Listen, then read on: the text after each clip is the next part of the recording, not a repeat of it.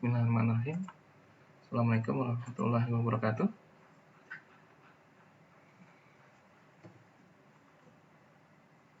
Alhamdulillah, kita masih dapat berjumpa dalam video ini yang insyaallah ta'ala akan membahas kelanjutan dari materi graf yang ada di video sebelumnya. Oke, kita mulai dengan materi terminologi graf. Terminologi itu ya istilah-istilah yang ada dalam graf, materi graf. Nomor 1, yang pertama, ketetanggaan atau adjacent. Dua buah simpul dikatakan bertetangga bila keduanya terhubung langsung.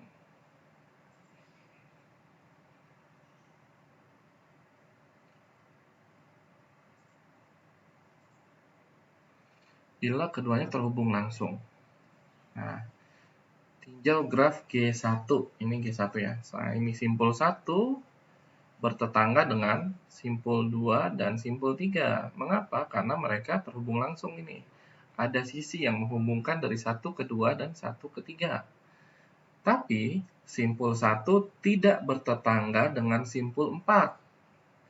Karena simpul 1 tidak ada sisi yang menghubungkan langsung ke simpul 4. Gitu ya. Oke, berikutnya ini ada G2, graf G2 dan graf G3. Seperti itu. Jadi 1, nah ini 1 bertetangga dengan 2 dan 3 gitu ya. Balik 2 juga bertetangga dengan 1 dan 3. Nah, ini 5 tidak bertetangga dengan simpul manapun ya, karena dia terisolasi sendiri nih. Tidak ada sisi yang menghubungkan simpul 5 dengan simpul yang lainnya. Oke, yang kedua, bersisian atau istilah bahasa Inggrisnya incidency. Untuk sembarang sisi E sama dengan VJ, VK, berarti ini V ke J gitu ya, V ke K, VK gitu ya, misal V1, V2 berarti menghubungkan simpul 1 dan simpul 2 misal gitu ya, atau VJ-nya kita ganti dengan nomor ataupun huruf ya, tergantung pelabelannya ya. Dikatakan E bersisian dengan simpul VJ atau E bersisian dengan simpul VK gitu ya. Tinjau graf G1. Nah, sisi saya lihat mana? Sisi 2,3, berarti sisi 2,3 itu yang ini. Sisi ini 2,3 karena tidak ada namanya di sini, bersisian dengan simpul 2 dan simpul 3 ya, gitu ya. Bersisian dengan simpul 2 dan simpul 3. Sisian. Jadi kalau bersisian itu sisi apa dia bersisian dengan simpul apa gitu ya. Pasti simpulnya 2 gitu kan biasanya. Ya, karena sisi itu kan menghubungkan 2 simpul gitu ya. Dia pasti bersisian dengan simpul apa dan simpul apa. Itu untuk bersisian. Tadi kalau bertetangga itu simpul.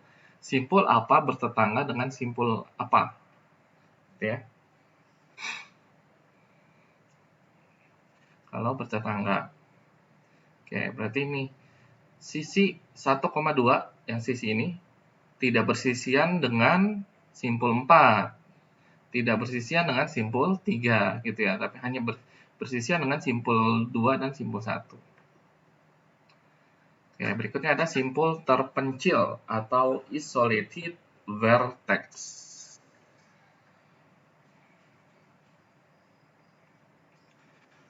Isolated vertex.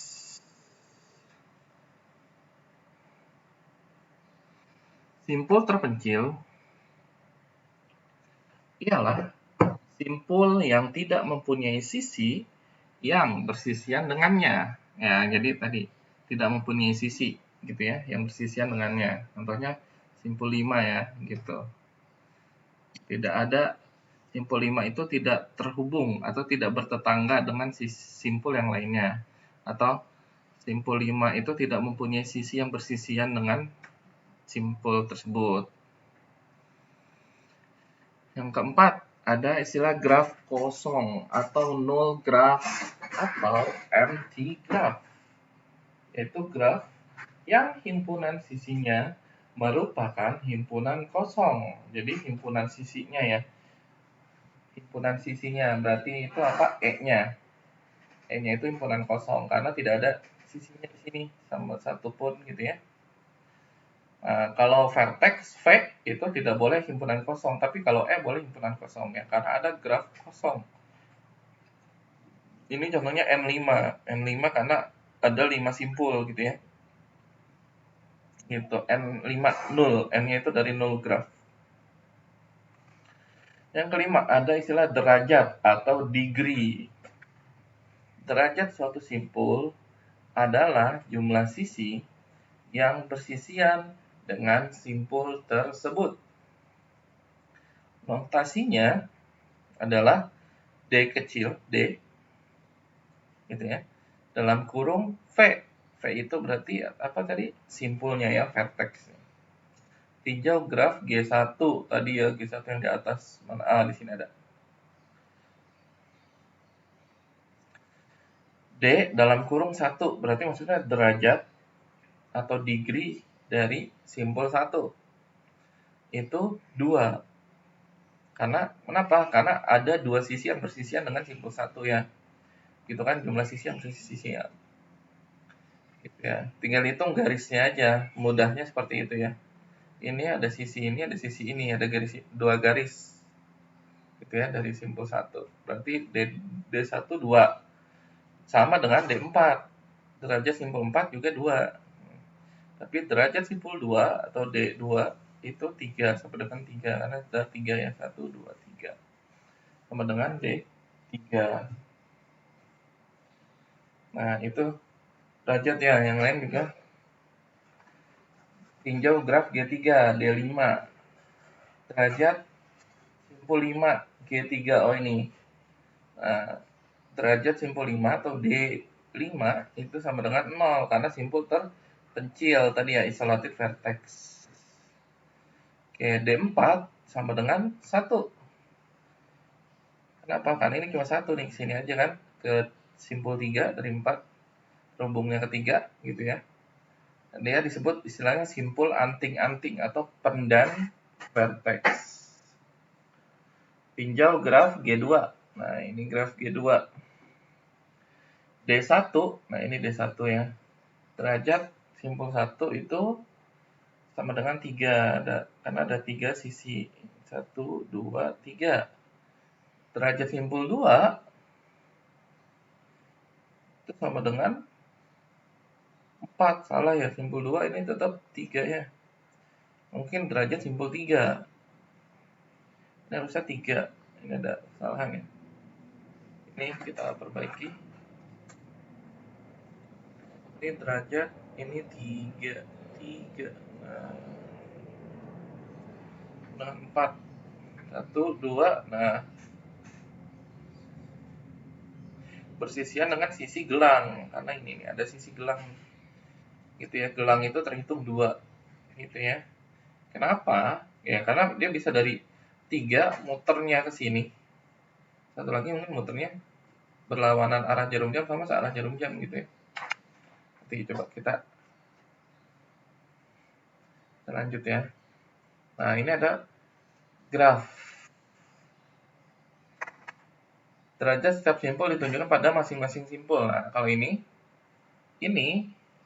angka yang di sini ada di sebelah simpulnya masing-masing, itu bukan labelnya atau bukan nama simpulnya, tapi itu derajatnya gitu ya. Ini 6, 1, 2, 3, 4, 5, 6. Oke, tulis 6, sini 4, 1, 2, 3, 4. Sini 5, 1, 2, 3, 4, 5 gitu ya, dan seterusnya. Nah, berikutnya ada graf berarah nih. Graf berarah dan graf ganda berarah ya. G4 dan G5. Nah, untuk graf berarah yang memiliki arah gitu ya, itu derajatnya dibagi 2, ada in, ada out gitu ya. In berarti D in 1 dalam kurung 1, berarti itu jumlah jumlah sisi yang arahnya itu ke simpul tersebut. Berarti D-in 1. Nah, lihat yang arahnya itu ke simpul 1. Berarti ada 1, ada 2 ya. Dari simpul 2 1, dari simpul 3 1. Berarti D-in 1 2. D-out 1 berarti jumlah simpul yang arahnya keluar dari simpul tersebut. Berarti arahnya keluar dari simpul 1. Yang ini nih. Gitu ya. Ini sama dengan 1. Gitu. Makanya D-out 1 sama dengan 1. Oke. Yang lainnya sama ya, tinggal. Berikutnya ada lemma jabat tangan. Lemma jabat tangan. Jumlah derajat semua simpul pada suatu graf adalah genap. Nah, jadi kalau derajat setiap simpul kita jumlahkan semuanya, gitu ya. Misal ada 5 simpul. Simpul 1, 2, 3, 4, 5. Nah, tiap simpul itu kita tulis derajatnya gitu kan. Simpul 1 derajatnya berapa. Nah, kita jumlahkan semuanya, maka jumlahnya itu harus bilangan genap. Gitu ya. Itu yang pertama. Jadi tidak mungkin jumlahnya itu ganjil. Gitu ya. Kemudian jadi jumlah derajat semua simpul tadi yang jumlahnya genap itu sama dengan 2 kali dari jumlah sisi pada graf tersebut. Nah, jadi selain jumlahnya harus genap, maka bisa kita pastikan juga jumlah sisinya gitu ya. Kalau dikali 2 itu akan sama dengan jumlah derajat semua simpulnya. Gitu. Jadi misal begini. Misal jumlah derajatnya 10. Maka sisinya pasti 5 gitu ya. Karena 2 kali 5 10 kan gitu. 2 kali jumlah sisi.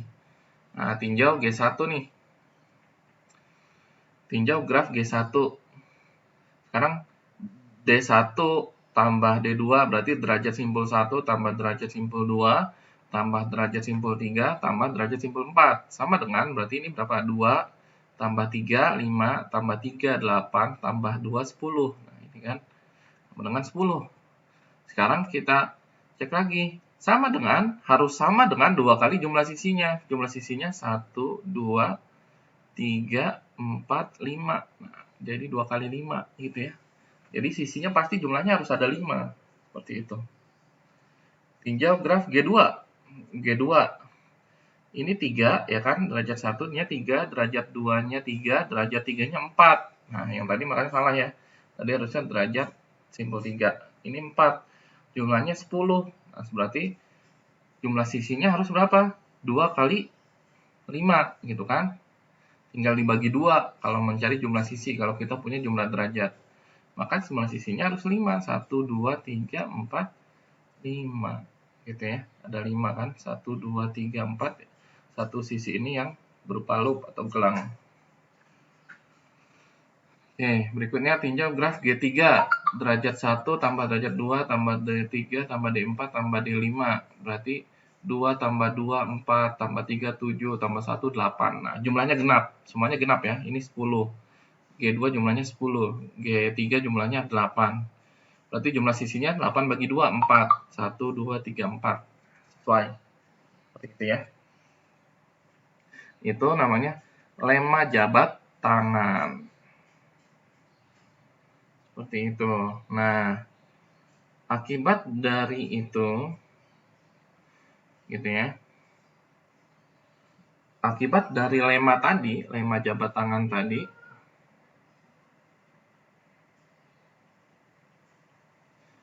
ada atau istilah lain lemma itu korolari, menghasilkan teorema. Ada satu teorema, gitu ya. Yaitu, untuk sembarang graf G, sembarang ya, apapun grafnya, banyaknya simpul berderajat ganjil selalu genap. Ya, kan tadi jumlah semua derajat itu harus genap, pasti genap gitu kan. Kalau tidak genap, maka tidak mungkin dibuat menjadi suatu graf apapun itu. Seperti itu ya.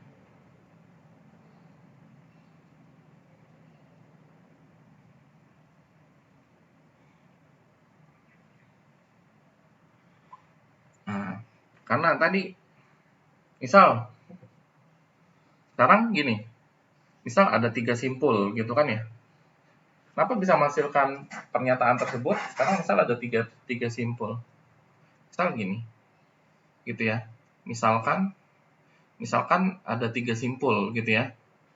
Misalkan graf G-nya itu memiliki 3 simpul, berarti D1 tambah D2 tambah D3. Ini kan jumlahnya harus genap. Sekarang yang pertama, kemungkinan yang pertama apa? Semuanya ini genap semua kan jumlahnya, termasuk 0 ya. 0 itu berarti kita anggap kan bilangan genap gitu ya, karena habis dibagi 2 tetap 0 gitu kan ya. Berarti 0 bisa bisa genap semua atau ditambah dengan 0 gitu kan ya. Berarti ini genap tambah genap, hasilnya pasti bilangan genap gitu kan. Misal 2 tambah 4, 6 tambah 2, 8 gitu kan ya. Atau 0 tambah 2, 2 tambah 4, 6. Nah, seperti itu. Berarti tidak ada yang ganjil. Intinya tidak ada yang derajatnya ganjil. Atau boleh ganjil, mungkin ganjil gitu kan ya. Misal D1 jumlahnya ganjil derajatnya. Tambah. Nah, yang 2 lagi nggak mungkin genap semua. Kenapa? Kalau yang 2 ini genap, misal jadi gini, yang simpul 2 dan simpul 3 derajatnya itu genap jumlahnya, maka hasilnya jadi bilangan ganjil, gitu kan, hasil penjumlahannya, nggak jadi genap. Nah, ini kan salah ya. Ini kan salah. Gitu. Misal 1 tambah 2, 3, tambah 4, 7. Nah, kan tadi harus berlaku ini. Hasilnya itu, hasil penjumlahannya harus genap, gitu kan. Maka kalau D1-nya ganjil, pasti salah satu dari D2 atau D3 itu pasti ganjil, gitu kan ya. Harus ada satu lagi yang ganjil. Gitu jumlah derajatnya. Misal yang D2 deh, gitu ya. Misal ini ganjil. Nah, ini pasti sisanya genap. Baru ganjil tambah ganjil, hasilnya genap, gitu kan. Ditambah dengan genap, jadinya genap. Misal ini 1 tambah 3, 4. 4 tambah 4, 8. Nah, itu jadinya bilangan genap, gitu kan ya. Jadi, seperti itu. Ya, kalau 3, nggak mungkin juga ganjil semua kan. Tidak mungkin juga ganjil semua. Ganjil, tambah ganjil, tambah ganjil. Kalau ganjil tambah ganjil tambah ganjil, ganjil tambah ganjil, genap. Gitu ya. Tambah ganjil, jadinya ganjil, gitu kan. Ini jadi bilangan ganjil jumlahnya. Nah, ini salah. Gitu ya. Ganjil atau gasal ya ada yang nyebutnya. Gasal gitu ya. Ada yang nyebut istilahnya dengan ganjil, sama ya. Gitu, intinya sih sama maknanya. Jadi, tadi berarti ini salah. Jadi, makanya banyaknya simpul yang derajatnya ganjil. Nah, ini derajatnya ganjil ada berapa? Ada 2 kan? Simpul 1 dan simpul 2. Seperti itu ya. Itu maksudnya. Oke. Kita lanjut ya. Gitu. Jadi itu akibat dari lema jabat tangan yang tadi, yang ini. Gitu ya. Jumlah semua derajat dari semua simpul itu harus genap, maka pasti yang derajatnya ganjil, simpul yang berderajat ganjil pasti jumlahnya selalu genap. Contoh, nah ini kan diketahui graf dengan 5 buah simpul. Dapatkah kita menggambar jika masing-masing derajat simpulnya, jika derajat masing-masing simpulnya adalah, nah kita bisa pakai, mau pakai lemma jabat tangan atau mau pakai tadi yang akibat dari lemma tersebut, teorema yang di atas ya. Kalau pakai lemma jabat tangan berarti ini kita jumlahkan semua nih, 2 tambah 3 tambah 1 tambah 1 tambah 2 gitu ya. Berarti 2 tambah 3 5 tambah 1 6 tambah 1 7 tambah 2 9. Nah, hasilnya 9. Berarti seharusnya hasilnya genap kan? 9 itu bilangan ganjil. Jadi yang A tidak mungkin digambarkan menjadi graf, suatu graf dengan 5 buah simpul begitu ya. Ini seperti ini. Nah, atau bisa pakai teorema yang tadi. Kita hitung yang ganjilnya. Yang ganjilnya ada 1, 2, ada 3 kan? Ada 3 simpul nih. Yang derajatnya ganjil. Maka nggak mungkin juga ya kan? Tidak mungkin bisa kita gambar menjadi suatu graf. Yang B. Yang B, kalau menggunakan lemma jabat tangan, jumlahkan semua. 2 tambah 3, 5 tambah 3, 8, tambah 4, 12, tambah 4, 16. Nah, jumlahnya genap kan? Maka bisa kita gambar menjadi suatu graf. Atau pakai teoremanya, yang ganjil ada berapa simpul? 1, 2, ya kan? Yang 3 nih jumlahnya yang ganjil ada 2 simpul kan? Simpul kedua dan simpul ketiga. Maka bisa, gitu ya. Kita buat menjadi suatu graf. Nah, contohnya ini. Kalau kita tulis, berarti kan simpul mana yang 2? Simpul yang ini ya. Simpul ini 2. Yang 3 tuh mana? Ini 3.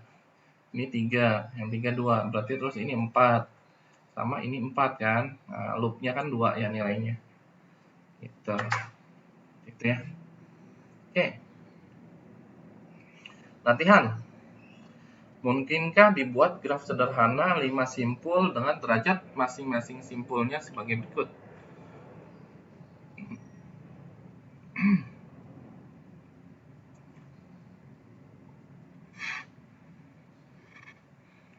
Ya. 5, 2, 3, 2, 4. Nah, boleh jumlahkan atau boleh cari aja yang ganjil gitu kan. Kalau tidak mau menjumlahkan gitu, mungkin apa, kita bisa menggunakan teoremanya. Yang ganjilnya mana? Nah, yang ganjil ada 5 sama 3 kan, berarti ada berapa? Ada 2 kan, simpul 1 dan simpul 3 gitu. Nah Kak, ini apa, yang A bisa gitu ya, yang A bisa, yang B kalau dari mungkin gitu kan ya, mungkin bisa. Jadi kalau berdasarkan jumlah sama itu tanpa kita cek lagi gitu ya, ini kan, nah cara ini gitu ya, mungkinkah dibuat graf sederhana gitu. Ini kalau pakai ya, nah di sini ada kita apa, lihat lagi pertanyaannya. Pertanyaan yang diminta ini nih, bukan cuma graf tapi graf sederhana ya. Itu harus lebih teliti ya. Jadi graf sederhana beda dengan graf. Kalau graf bisa sembarang graf, bisa sederhana, bisa tidak. Tapi kalau tidak disebut berarah berarti grafnya yang tidak berarah gitu ya. Sederhana, ganda atau semu. Gitu. Nah, di sini yang diminta graf sederhana. Yang A tidak mungkin. Gitu. Kenapa? Karena kan tadi graf sederhana, tidak boleh ada simpul yang memiliki apa, dua sisi ke simpul yang sama gitu kan. Gitu ya. Jadi, sini kenapa? Karena di sini ada 5 nih, yang paling mudah ya. Sini ada simpul yang derajatnya 5. Kalau 5 simpul, satu simpul ini dia derajatnya 5, berarti kan 1 2 3 4 5. Kalau sederhana berarti di sini harus terhubung dengan simpul yang lain lagi kan. Gitu ya. Nah, jadi total simpulnya bukan lagi jadi 5 tapi jadi 6.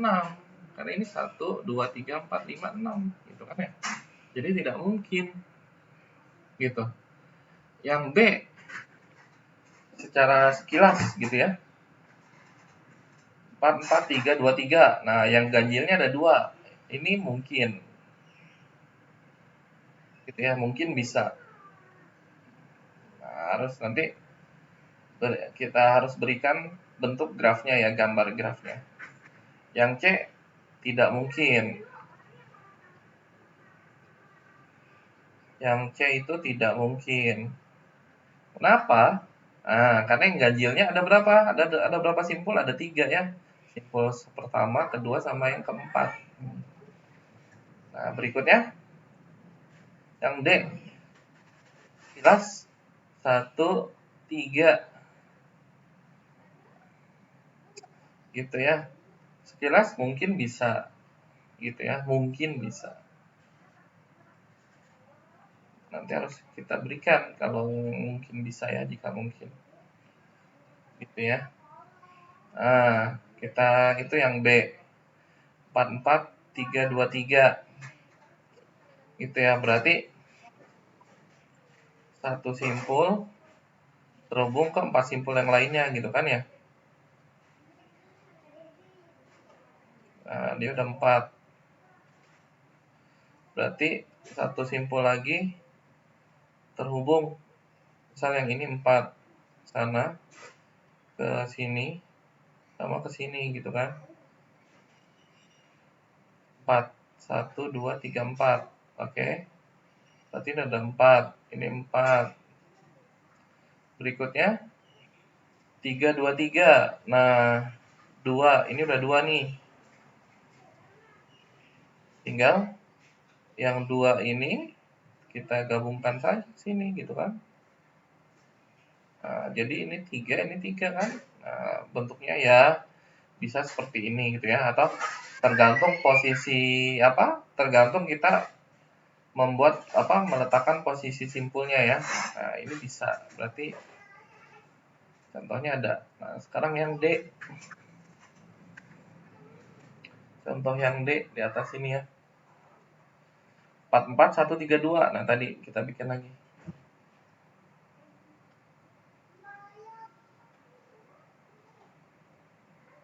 Nah, ini 4 kan. Gitu ya. Terus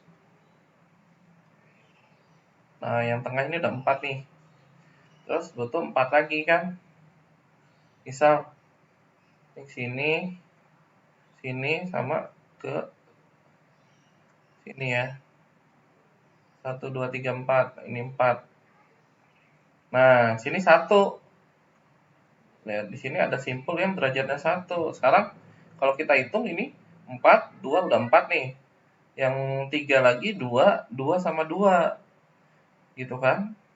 Nah, jadi tidak mungkin kalau ada 2 simpul yang derajatnya 4, tidak mungkin ada satu simpul yang derajatnya 1 ya. Jadi yang D ini ternyata ternyata tidak mungkin. Ternyata tidak mungkin gitu ya. Gitu. Padahal secara konsep, secara teorema atau lema tadi ini jumlahnya genap kan. 4 tambah 4, 8, tambah 1, 9, tambah 3, 12, tambah 2, 14. Atau pakai teoremanya, derajatnya yang simpul yang berderajat ganjilnya ada 2 kan, simpul ketiga dan keempat gitu ya. Tapi ternyata ini tidak mungkin. Tidak mungkinnya kenapa? Ya tadi, karena dibatasi bentuk grafnya hanya graf sederhana ya.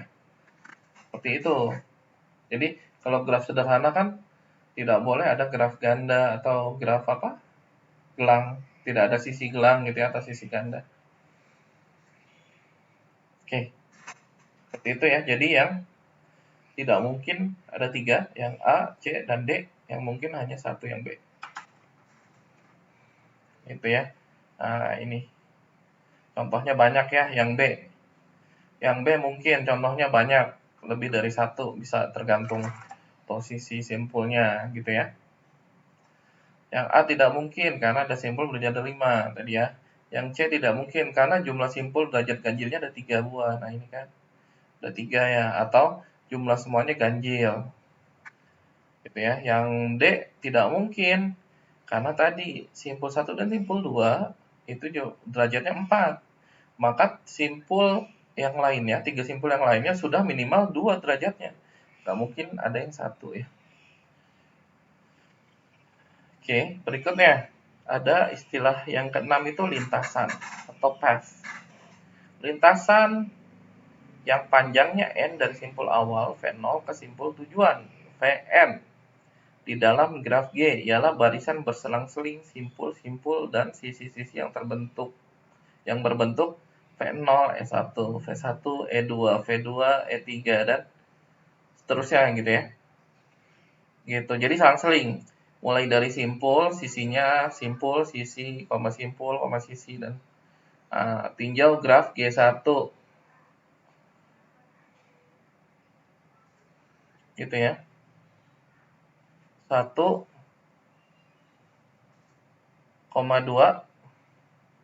3, 1,2, 4,3. Sebenarnya sini bisa juga E-nya tidak ditulis ya. Gitu karena di sini kan tanpa ini nih. Tanpa nama ya, tanpa label kan, sisinya diberi E1 atau E berapa. Jadi di sini hanya ditulis langsung 1,2,4,3, maksudnya 1 melalui sisi 1,2 gitu ya. Terus ke simpul 2, terus melalui sisi 2,4 menuju simpul 4, melalui sisi 4,3 menuju simpul 3 gitu. Nah, stop sampai sini. Nah, sini kan nih. Lintasan dengan barisan sisinya 1,2, 2,4, 4,3. Gitu ya. Jadi stopnya di sini. Jadi panjang lintasan jumlah yang dihitung adalah jumlah sisinya, berarti 1, 2, 3. Memiliki panjang lintasannya 3 gitu ya, panjangnya 3. Beda lagi kalau balik lagi ke 1. Misal lintasannya 1,2,4,1, 3,1 gitu ya. Berarti 1, ke 2, ke 4, ke 3, ke 1. Nah, itu jadi balik lagi ke asalnya. Awal dan akhirnya sama gitu ya simpulnya. Nah, itu bukan lintasan sih. Itu dengan istilah ini jadi sirkuit ya. Gitu. Nah, contohnya ini 1,2,3,1 berarti 1,2,3,1 gitu kan ya. Mulai dari simpul 1 berakhir juga di simpul 1. Nah, panjang sirkuit. Jadi itu istilahnya sirkuit kalau simpul awal dan simpul akhirnya sama gitu ya. Start dan stopnya sama di simpul yang sama. Itu disebutnya sirkuit, bukan lintasan. Kalau lintasan tadi start simpul awal dan simpul akhirnya itu berbeda gitu ya. Untuk membedakan dengan sirkuit seperti itu ya. Nah, ini panjang sirkuit, tinggal hitung berarti sisinya 1 ke sini, jadi ada 3 ya. Itu apa? Sirkuit. Yang ke-8, setelah ke-8 ada terhubung atau connected. Dua buah simpul V1 dan simpul V2 disebut terhubung atau connected jika terdapat lintasan dari V1 ke V2. Itu ya, jadi dua buah simpul V1 dan simpul V2. Misal ini 1 sama 2 itu disebut terhubung jika terdapat lintasan. Lintasan itu berarti ada sisi gitu ya, bisa 1 ke 2 atau misal 1 gimana ya? 2 ini ada semua ya kalau ini. Gitu. Misal gini, 1 ke 2 ada ini, 1 ke 4 ya bisa lewat sini atau kalau yang 1, 4 ini tidak ada, misal sisi yang ini bisa juga dia masih disebut terhubung karena 1 ke 4 bisa melalui 2 dulu kan, 1, 2 baru 2, 4 atau 1, 3, 4. Begitu kan jika terdapat lintasan yang itu ya. Seperti itu, tapi 1 ke 5 nah itu tidak terhubung gitu ya. Gitu. Jadi ternyata 1 ke 5 ini tidak terhubung nih. Maka graf G ini disebut graf tak terhubung. Kenapa? Karena ini terpisah nih 4 simpul yang ini dengan 4 simpul yang lainnya gitu ya, 1, 2, 3, 4 dengan 5, 6, 7, 8 ini tak terhubung, disconnected graph. Nah, kalau semuanya terhubung, jadi maksudnya ya semuanya terhubung maka disebut graf terhubung gitu ya.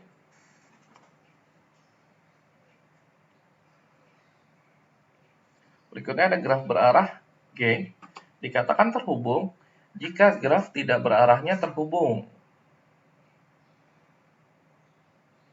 Jadi arahnya bisa kita hilangkan. Jadi graf berarah G dikatakan terhubung jika graf tidak berarahnya, tadi arahnya bisa kita hilangkan arahnya, tanda panahnya ya.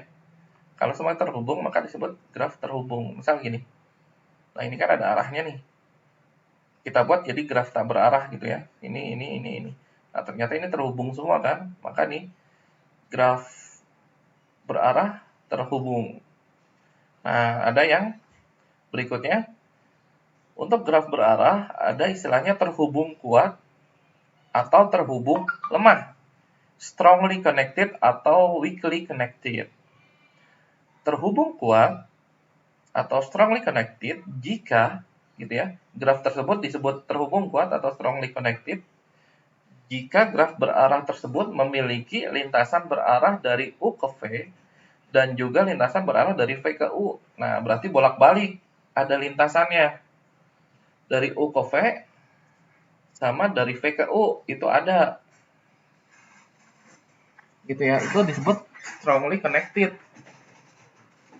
Nah, kalau graf G disebut terhubung lemah atau weakly connected gitu ya.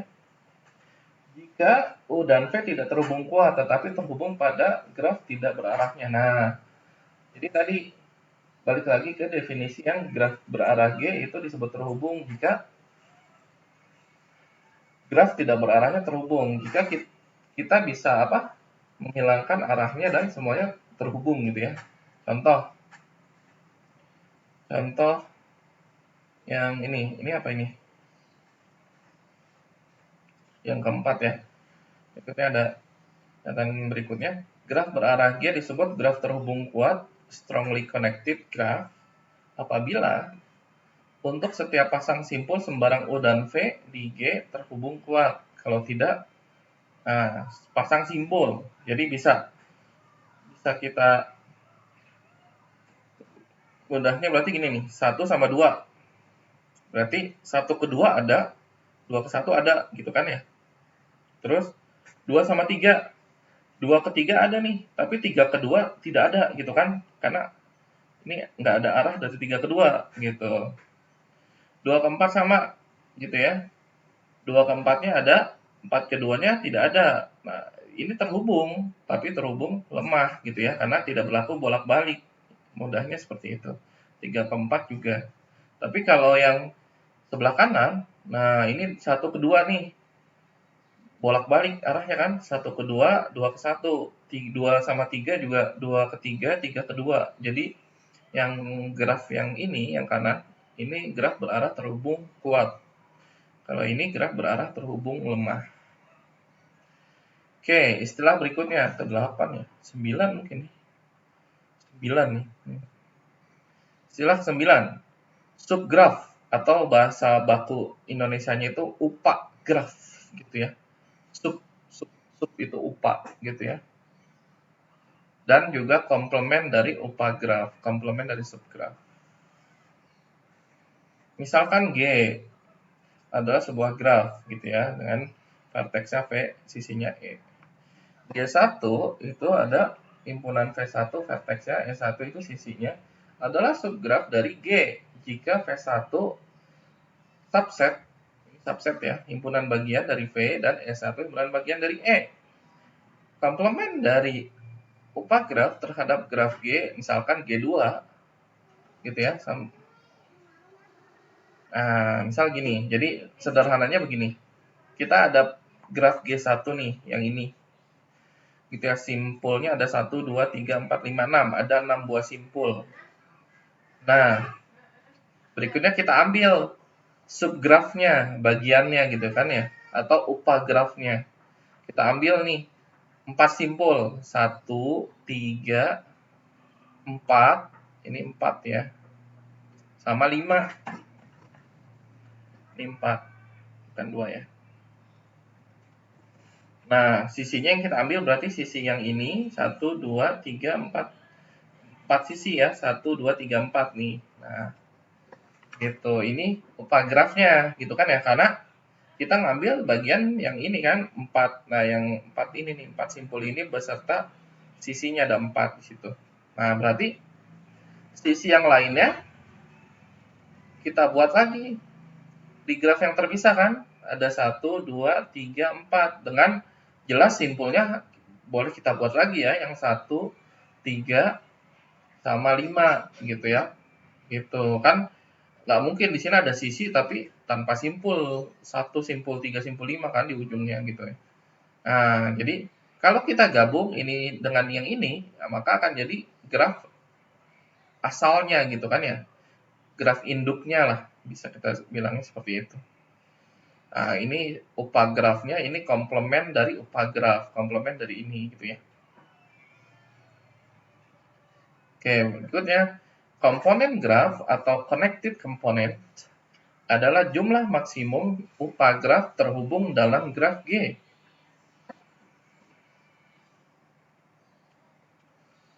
Graf G di bawah ini mempunyai 4 buah komponen. Apa ini? Komponen graf adalah jumlah maksimum upah graf terhubung dalam graf G. Oh, jadi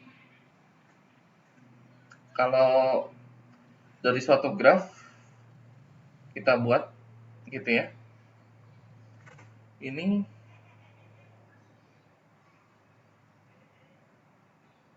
terhubung dalam graf G. Graf G di bawah ini mempunyai 4 buah komponen. Ini, sama ini. Oh, ini dia graf G gitu kan ya.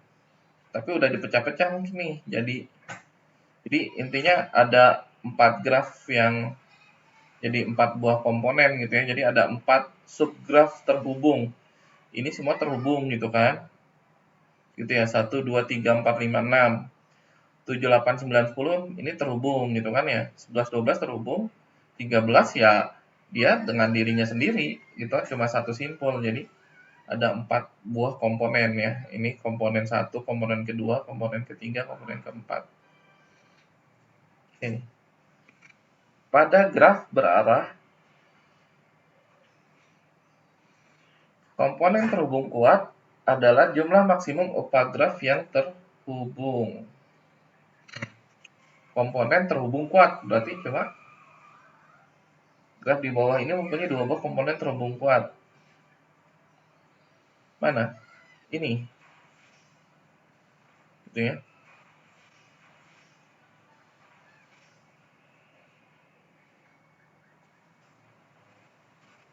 1, 2, 2, 3 gitu ya, bolak-balik kan.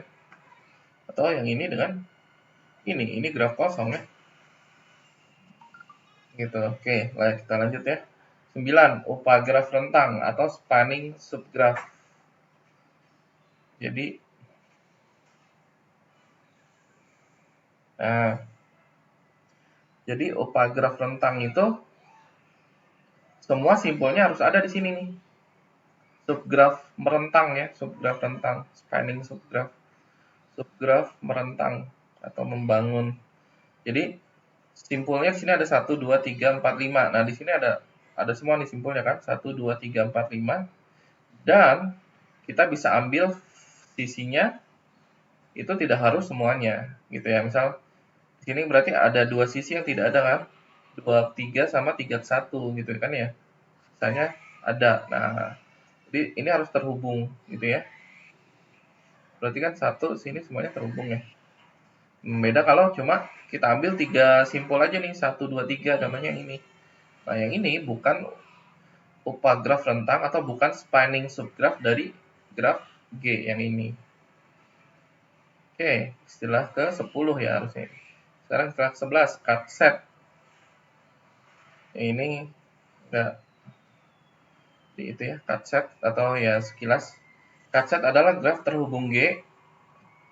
Cut set dari graf terhubung G adalah himpunan sisi yang bila dibuang dari G menyebabkan G tidak terhubung. Nah, itu cut set.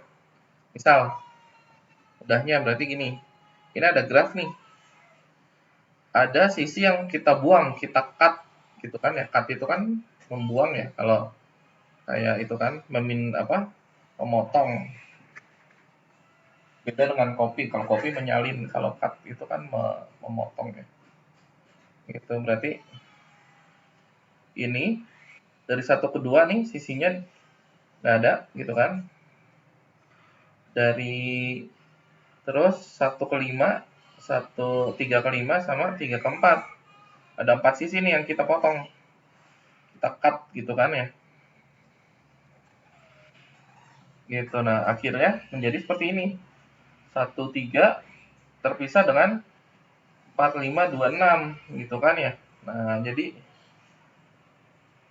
himpunan sisi, tadi sisi yang kita buang itu, tadi yang 4 ini ya 1,2, terus 1,5, 3,5, 3,4. Nah, ini pakai kurung kurawal itu berarti himpunan itu istilahnya subset. Gitu ya.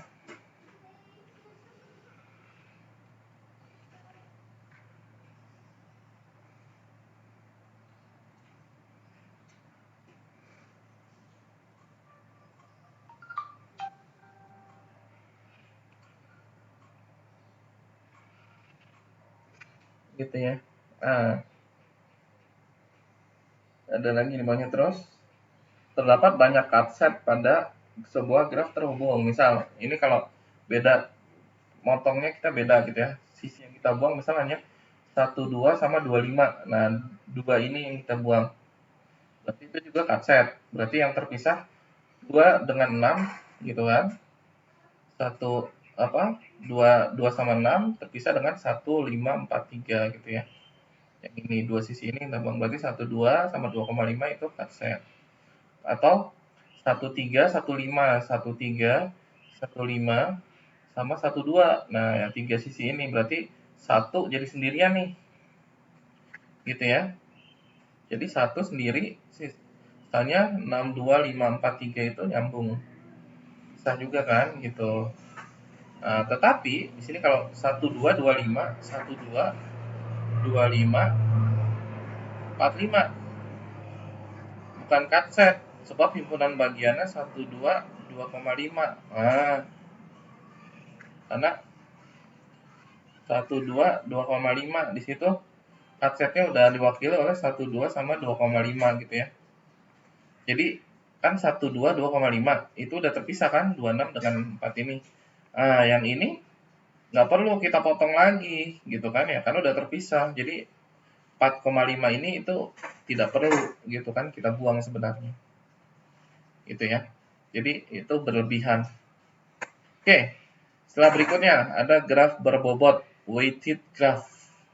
Graf berbobot adalah graf yang setiap sisinya diberi sebuah harga atau sebuah nilai atau sebuah bobot gitu ya. Jadi sisinya nih